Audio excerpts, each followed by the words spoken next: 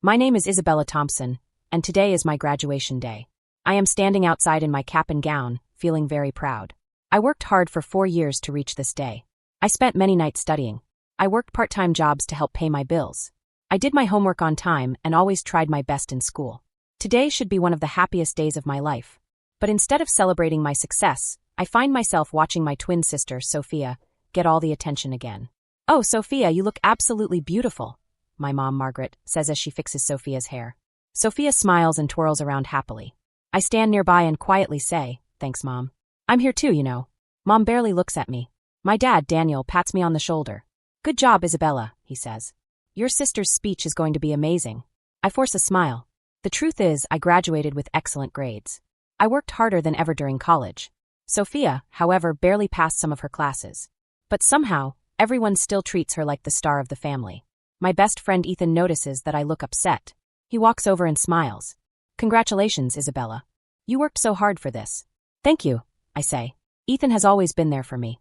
He knows how things are in my family. As we wait for the graduation ceremony to begin, I hear my parents talking quietly. "Do you think she'll like the surprise?" Mom whispers. Dad laughs. "Of course she will. She's going to love it." My ears perk up. "What surprise?" I ask. My parents quickly stop talking. Mom smiles nervously. "Nothing you need to worry about, Isabella. Just enjoy your big day." I nod, but something feels strange. The ceremony seems to last forever. Students walk across the stage one by one. Families cheer and clap. I should be happy, but I keep wondering about the surprise. Finally, the ceremony ends. Everyone gathers outside for pictures. My family takes dozens of photos of Sophia. She stands in the middle while everyone praises her. "Can we go home now?" Sophia asks excitedly. "I want to see my surprise." Dad grins. "Actually, we can tell you now." My stomach twists. Dad clears his throat. "Sophia, your mother and I are very proud of you. We wanted to give you something special." Mom hands Sophia an envelope. Sophia opens it quickly. Suddenly, her eyes grow huge. "Oh my goodness," she screams. She starts jumping up and down. "You bought me a beach house." "A real beach house." I freeze. For a moment, I think I heard wrong. A beach house? My parents bought Sophia her own beach house. Everyone is smiling and cheering. Ethan gently places his hand on my shoulder. I can barely hear anything around me. One question keeps running through my mind. What about me? Dad finally looks at me. "Don't worry, Isabella," he says. "We didn't forget about you. Your gift is waiting at home." The drive home feels very long. Sophia talks nonstop about her new beach house. She talks about decorating it. She talks about inviting her friends. She talks about spending weekends by the ocean. Nobody asks what I think. Nobody notices how hurt I feel. When we arrive home, I see something leaning against the garage. At first, I couldn't tell what it was. Then I walk closer. It is an old bicycle. The paint is faded. The chain is rusty. The tires look worn out. Mom smiles proudly. "Surprise, Isabella." I stare at the bicycle. "We thought this would be perfect for you," she says. My heart sinks. "A bicycle?" I ask. Dad nods. "It will teach you independence and responsibility." I cannot believe what I am hearing. Sophia gets a beach house. I got an old bicycle. After everything I have done. After years of working hard. After all the sacrifices I made. This is what I receive. Sophia runs inside to call her friends and tell them the news. I stay outside. "Are you serious?" I ask my parents. Dad frowns.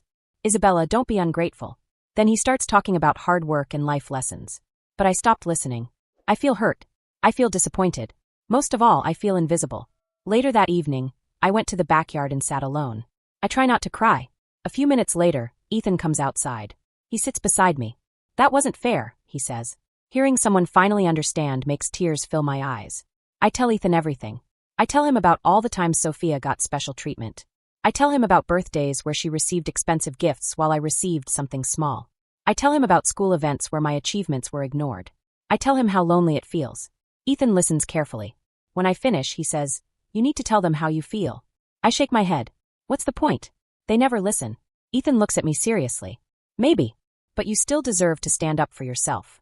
His words give me courage. I take a deep breath and walk back inside. My parents are standing in the kitchen. "Can we talk?" I ask. Dad sighs. "About what?" "About how unfair this is." Mom immediately rolls her eyes. "Oh, Isabella. Not this again." I feel anger growing inside me. "I worked hard for years," I say. "Why does Sophia always get everything?" Mom shakes her head. "You're just jealous." "No," I say firmly. "I'm not jealous. I just want to be treated fairly." Dad crosses his arms. "Your sister appreciates what she's given." I stare at him. "So do I." But they are not listening. Just like always. Every word I say seems to disappear before it reaches them. Finally, I realize something. Nothing is going to change. I cannot force my parents to see my value. I cannot make them treat me fairly. The only thing I can control is my own future. I turn and walk away. As I leave, I nearly bump into Sophia's boyfriend, Tyler. He is staring at the beach house keys. His eyes seem glued to them. "Nice gift," he says with a grin. "That house must be worth a lot of money." Something about the way he says it makes me uncomfortable. I step outside to get some fresh air.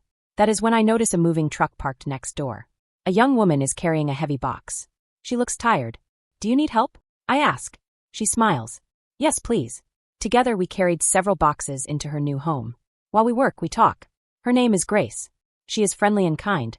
Soon she tells me she is a journalist who writes stories about people and their lives. She glances toward my house.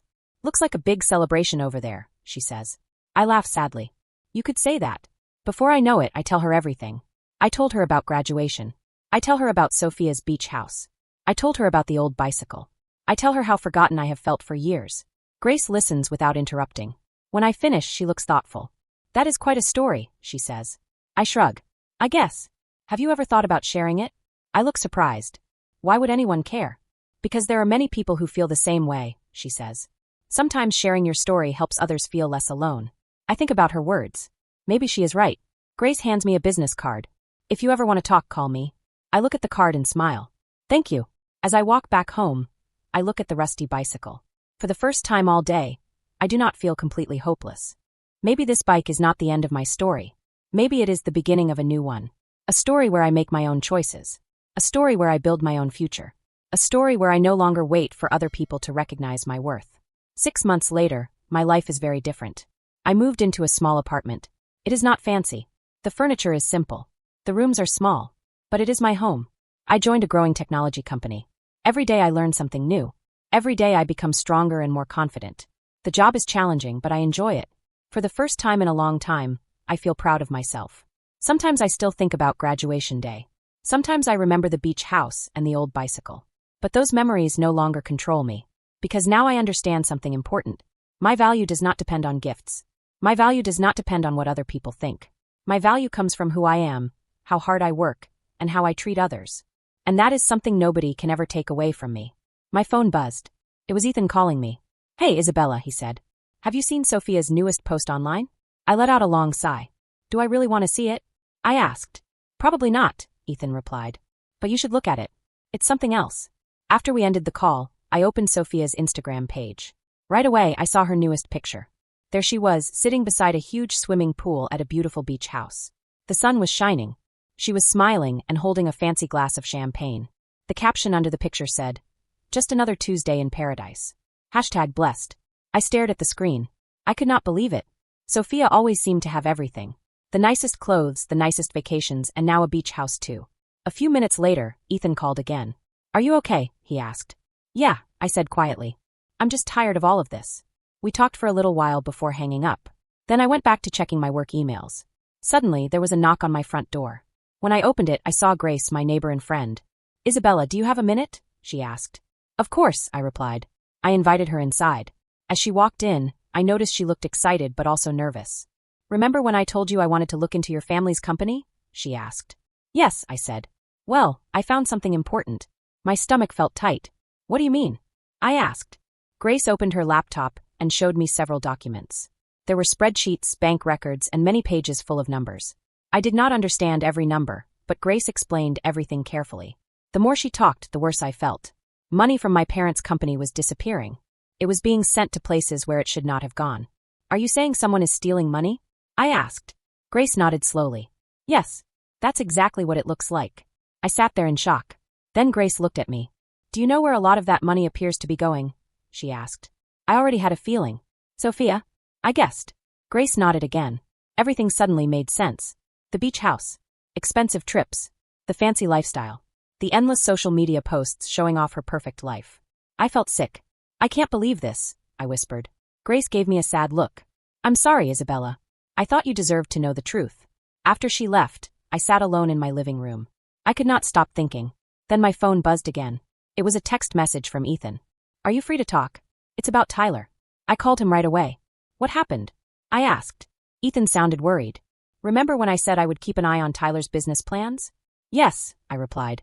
Well, I heard something from a friend who works in finance. I waited nervously. Ethan continued. He says Tyler's new company is a scam. My heart started beating faster. Are you sure? I asked. Very sure, Ethan answered. Then he said something even worse. People are saying Tyler wants Sophia to invest a lot of money in it. I closed my eyes. This was bad. Very bad. I thought about Sophia's beach house. I thought about all the money she had. Then a terrible thought crossed my mind. She wouldn't use the beach house as part of the investment, would she? I asked. Ethan became silent. His silence told me everything. I need to warn her, I said. Isabella, wait, Ethan replied. Think about everything that has happened. I know, I said. But she's still my sister. After we ended the call, I picked up my phone. I looked at Sophia's contact information. I was about to call her. Then another notification appeared. It was another post from Sophia. This time she was standing next to Tyler. Both of them were smiling. They were holding glasses and celebrating. The caption said, "Exciting new ventures ahead. Can't wait to share our success. #PowerCouple #invest in your future." I stared at the picture. She looked so happy, so confident, so sure that everything would work out. I slowly lowered my phone. She would never believe me. Not after everything that had happened between us. I thought about my parents. I thought about the money that had been stolen. I thought about Tyler and his lies. Maybe it was finally time for everyone to face the results of their choices. Instead of calling Sophia, I sent a message to Grace. About that story you wanted to write. I'm ready to talk. The next few months changed everything. The information I shared eventually reached the authorities. Soon, investigators started looking into my parents' company. One day, I was sitting in my office when news alerts started appearing on my phone. I picked it up and read the headlines. Thompson Tech under federal investigation. Company leaders charged with financial fraud. My hands shook as I read. I never imagined things would go this far. Then there was a knock at my office door. Ethan walked in. He looked concerned. Are you okay? He asked. I nodded. I still did not know what to say. Then Ethan asked another question. Have you heard from Sophia? I shook my head. No. I opened Instagram and looked at Sophia's page.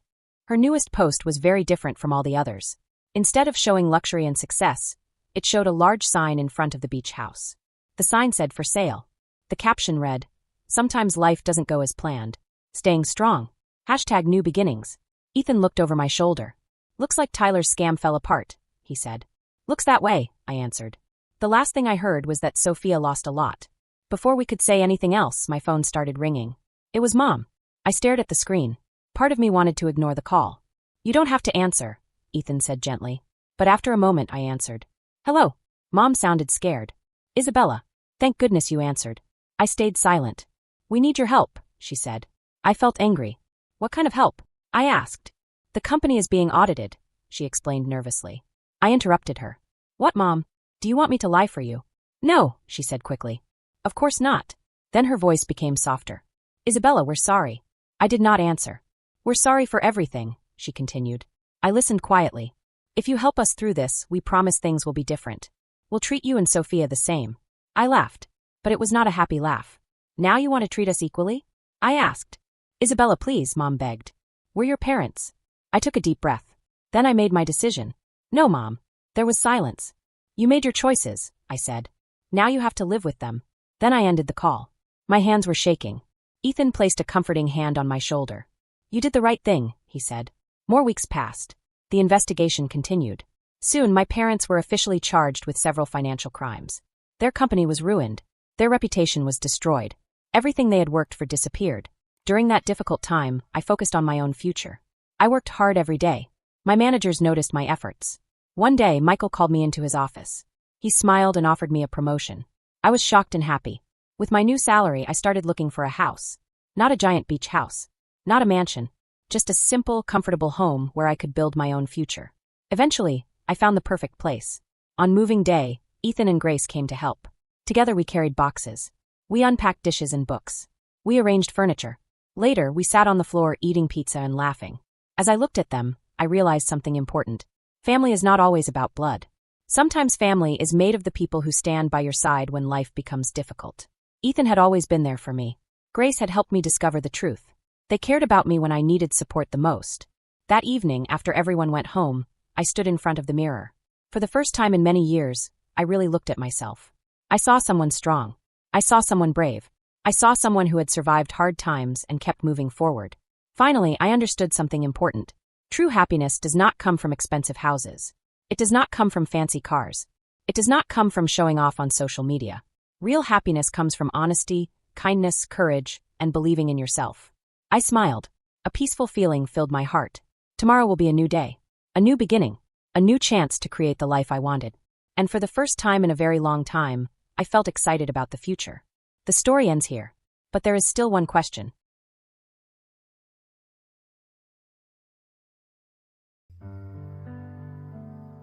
अंधेरी दीवारों में खुद को ढूंढता हूँ मैं। ये जो दिन सहारे थे उन्हीं को सोचता हूँ मैं। तुम्हारे बिन ये मौसम भी बड़ा बेसर्द लगता है।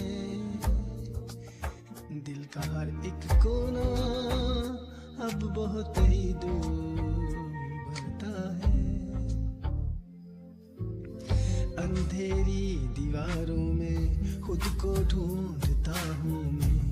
ये जो दिन सुहाने थे उन्हीं को सोचता हूँ मैं। तुम्हारे बिन ये मौसम भी बड़ा सर्द लगता है। दिल का हर एक कोना बहुत ही दर्द भरता है। मेरे साए भी मुझसे अब जुदा होने को कहते हैं। तुझे खोने की राहों में ये आंसू बहने लगते हैं।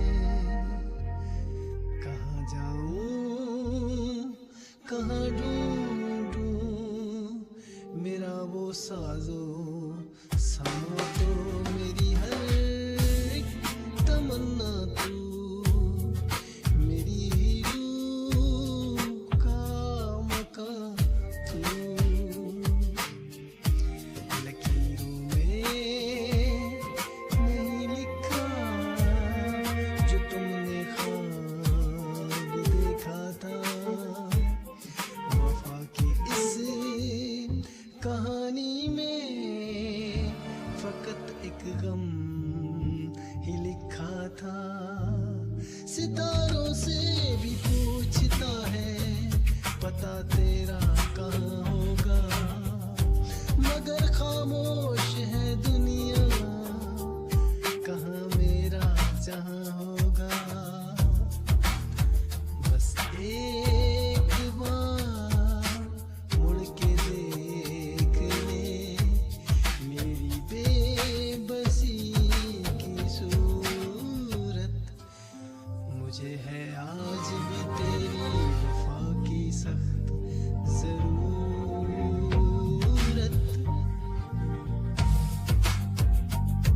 साए मेरे तन्हा सफर बस रह गया दर्द का असर। साए मेरे तन्हा सफर बस रह गया दर्द का असर। दर्द का असर।